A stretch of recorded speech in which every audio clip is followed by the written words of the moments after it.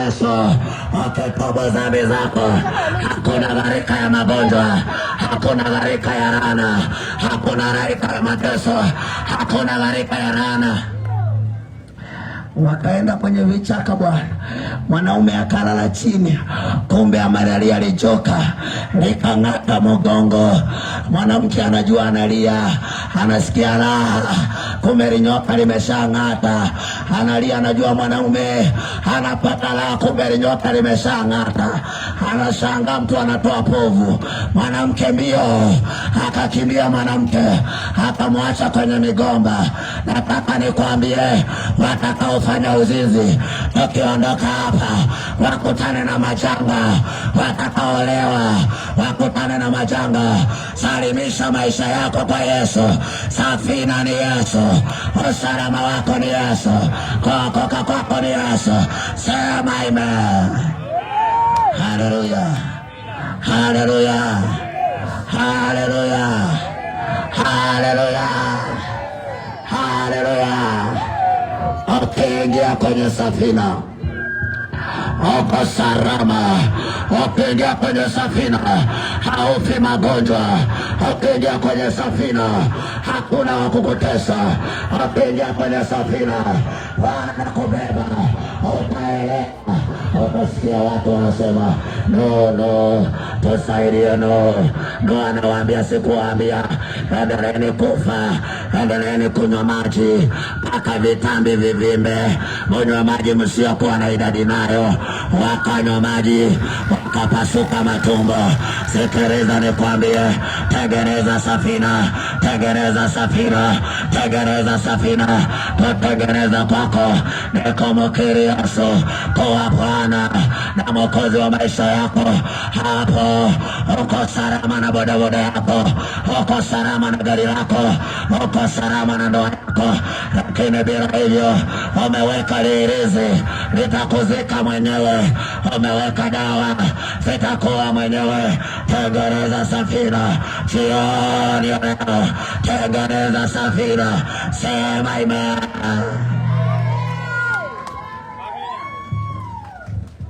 Haleluya. Amen. Kwa nini unakataa kutengeneza safina? Dini yako sio safina. Safina ni Yesu. Watu waliopokea wakamkiri Yesu wakaingia kwenye safina, hao wako salama, hao wako salama, hao wako salama. Umalaya ulionao umekuwa malaya. Aliongea mtumishi, kuna watu hapa hawana maeneo ya siri, siri hawana, wameharibika, wameharibika, wameoza. Kwa nini watu wasimulia habari zako? Kwa nini unakuwa malaya? Kwa nini unakuwa malaya? Wewe ni sipana malaya. Kila mahali unafungua umekuwa sipana malaya wewe. Sikiliza nikwambie, tulipoingia kwenye safina, yale tuliyokuwa hatuwezi pata tumepata kwenye safina Bwana.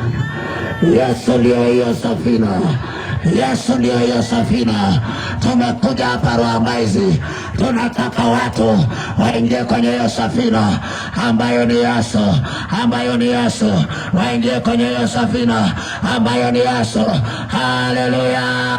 Safina hiyo ni Yesu. Ukiokoka ukaona hiyo safina, ukiokoka ukamkiri Yesu, magonjwa yanakuachia, laana zinakuachia, mikosi inakuachia, baraka inakuachia, maana umeingia ndani ya safina. Sikiliza nikwambie, safina ni Yesu. Ukiingia uko salama, uko salama, uko salama. Wewe na uzao, wewe na familia, wewe na nyumba yako. Haleluya. Ingekuwa Nuhu akakataa kutengeneza safina, kwa kutii kwa Nuhu aliponya kizazi chake, aliponya kizazi chake. Jamani, tulio ndani ya safina tuko salama Bwana, tuko salama Bwana. Tulio ndani ya safina tuko salama Bwana. Wake zetu wana mashaka kwenye kazi tunakofanya serikalini, serikali haina mashaka na sisi, kwa sababu sisi tuko ndani ya safina. Haleluya. Bwana asifiwe. Bwana asifiwe. Walikuwepo wakoma wanne, walikuwa na ukoma, wakasikia safina inapita, wakasema Yesu mwana wa Daudi uturehemu. Akawaambia nenda kajioneshane kwa makuhani. Kabla hawajafika wakakuta mikono yao imetakaswa, kwa sababu walikubali kuingia kwenye safina. Na wewe ukikubali kuingia kwenye safina, jioni leo unatakasika. Pombe zinakuacha, umalaya unakuacha, uchawi unakuacha, dhuluma zinakuacha. Ingia ndani ya safina, ingia ndani ya safina, maana hiyo safina ni Yesu, maana hiyo safina ni Yesu, hiyo safina ni Yesu, hiyo safina ni Yesu. Haleluya, haleluya, haleluya. Walio ndani ya safina wana baraka. Haleluya, haleluya. Bwana asifiwe. Walio nje ya safina Bwana, mateso yao ni mengi. Kule Tunduma kuna pombe fulani zinaitwa Jambo Jingi. Kwanza zinakusalimia, zinakwambia hujambo. Zile pombe ni hatari sana. Alafu wale watu wa Zambia walivyo wa shamba wanauzia zile pombe bukubuku, zinaitwa Jambo Chini. Yaani kwanza zinaitwa au Jambo Jini. Sikiliza zile pombe Bwana, watu wakanywa, wakajua zimekuja pombe nzuri.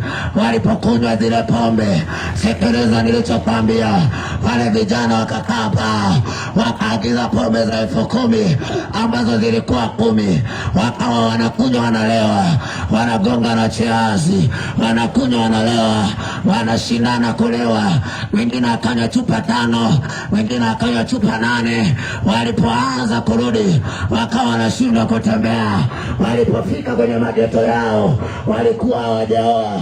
Asubuhi tunafika kwao, tukakuta yule mtu ambaye amefia kwenye kikombe, ameweka maji hapa, hakuna kukuchotea maji, pombe zimemkausha. Nataka nikwambie, tulio ndani ya Yesu tuko salama, hatusongwe na dunia, hakuna cha kutuharibia. Ushuhuda wa mwisho ni huu, ushuhuda wa mwisho. Alafu ninaenda kuongoza watu sara ya toba wanaokubali kuingia ndani ya safina. Kabla sijaja hapa Kagera, kuna mwanaume mmoja pale Tunduma alimfukuza mke wake. Alikuwa anampiga, anakitoka melewa huko. Na kipindi hicho wakati tulikuwa tumepanga karibu na yeye, alikuwa anampiga mke na vyupa, anampiga mke na vyupa, anampiga na chupa za bia, akilewa na mtukana, anamfukuza na mabegi. Basi mwanamke akavumilia, akashindwa, akamwacha kwa sababu ya ulevi wake, akamwacha kwa sababu ya ulevi wake. Na yeye mwanaume akasema, mimi na wewe hatuendani. Huyo mwanamke anasali, anaenda kanisani na bado hajaokoka, lakini ana usalama kidogo. Anakuja kanisani, tumemhubiria, sasa amesahau koka. Sasa yule mwanaume akamfukuza yule mwanamke, akaondoka, akawaka bi mdogo Bwana. Yule bi mdogo Bwana, kumbe alikuwa na vyeti 3 vya milembe, alikuwa na vyeti 3 vya milembe. Sikiliza, ana vyeti 3 vya milembe. Dada ni mzuri, dada ni mrembo, ukimkuta ni kama dada, ukimkuta mwanaume unasema nimepata dada. Kuoga anaoga, kunawiri ananawiri. Ule unaitwa ukichaa wa ustaarabu, sio ukichaa yani ukimkuta hapo lazima kijana udate. Kweli vijana walikuwa na data na wanja alionayo. Huyo baba akadata naye, akawa wanapetiana mpaka njiani, wanapigana na mabusu njiani, wanakunywa pombe wote, wanakunywa wanalewa wote. soda utakusaidia. Wanakunywa pombe usiowajua. Sikiliza nikwambie, wakawa wanapitiana siku ya kwanza, wiki la kwanza, wiki la pili, wiki la tatu. Ule msiba mpaka mwenyekiti wangu wa mkoa alihudhuria. Ule msiba alikuwa na ndugu na mwenyekiti wa mkoa ambaye wa NRC kule mkoa wa Songwe. Tulipokaa pale, yule kijana, sikiliza, yule mwanamke bwana, kumbe kichaa kimepanda. Wametoka wamelewa, wakalala usiku. Walipolala usiku, yule mwanamke akaenda kanunua petroli, akawatoa watoto wake. Alikuwa na watoto. Kumbe mwanamke yule, mume wake wa kwanza alichinja, mume wa pili alimtoa vidole, huyo watatu ana mpango wa kummaliza. Alipokuwa amelala, akaingia kule chumbani, ninaweza nikakuonesha na picha. Akaenda naye kule chumbani, akaweka nguo, akamwaga mafuta ya petroli, akafunga milango, akamchoma.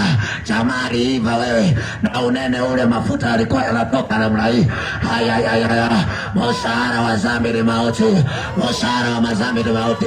Tena kwenye msiba wake wakanipa na kuhubiri. Sikiliza nikwambie, na alikuwa ni fundi garage. Wakati mwingine chombo changu cha moto ikipata shida naenda kupeleka kwake. Nataka nikwambie, mshahara wa dhambi ni mauti, mshahara wa dhambi ni mauti. Ukiingia kwenye safina uko salama. Amekufa kifo cha aibu. Sikiliza sasa vijana, ninahubiri msibani. Niko na hubiri msibani, wanasema hatuoi, wanawake wanatuchoma, hatuoi. Nikawaambia hamuna Yesu, ndio maana hamuoi. Kama mkioa, mtaoa wenye vyeti vitatu vya mirembe na watawachoma moto. Kama mwanamke hujaokoka, utaolewa na kichaa mwanaume. Kuna wanaume ni vichaa, hawajapimwa tu. Wangempima ni kichaa nusu hapo. Ukiolewa na kichaa uko hatarini. Sikiliza nikwambie, mwanamke aliyenipata mimi amepata bonge la handsome.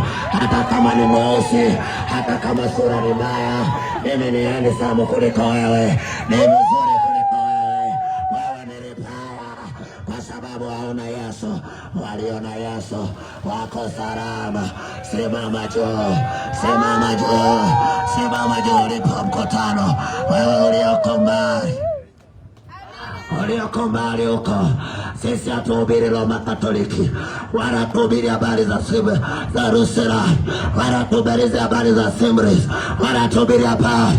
Tunataka uokoke. Ukiwa kwenye kanisa lako uwe umeokoka. Una upako, unaposali kanisani kwako, mchungaji ajivunie, paroko ajivunie, padri ajivunie. Kama padri ana mapepo, hata mchungaji wako ana mapepo. Hakutana na upako. Una upako.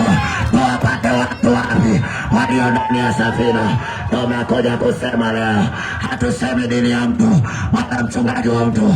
Tunachohubiri ni Yesu, ni Yesu, ni Yesu, ni Yesu, ni Yesu, ni Yesu, ni Yesu, ni Yesu, ni Yesu. Hatuhubiri habari ya dini, hatuhubiri habari ya dhehebu, hatuhubiri. Pokea Yesu.